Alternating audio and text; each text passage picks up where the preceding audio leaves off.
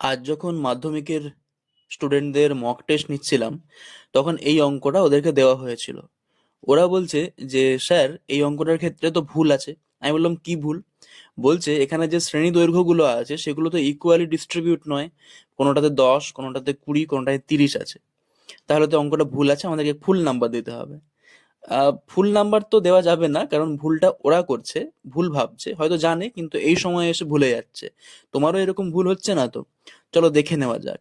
দেখো, প্রথমত মধ্যমা বার করার ক্ষেত্রে কিন্তু শ্রেণী দৈর্ঘ্যগুলো ইকুয়াল হওয়ার কোনো নেসেসিটি নেই।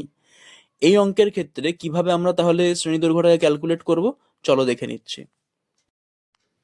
তাহলে প্রথমে দেখো, এখানে আমাদের যেটা প্রথম কাজ, ক্রমযৌগিক পরিসংখ্যা বের করে নেওয়া।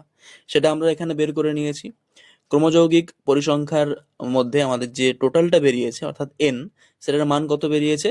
84। তাহলে আমরা এন বাই টুটা বের করে নেব, সেটা কত হচ্ছে? 84/2 মানে 42। এরপর এল কত হবে? এল হবে আমাদের 30, কারণ আমাদের মধ্যমা শ্রেণীর নিম্ন শ্রেণী সীমানা 30।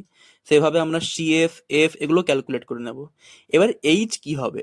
মধ্যমার ক্ষেত্রে এইচ এর মানটা আমরা কি ধরি? মধ্যমা শ্রেণীর শ্রেণী দৈর্ঘ্য।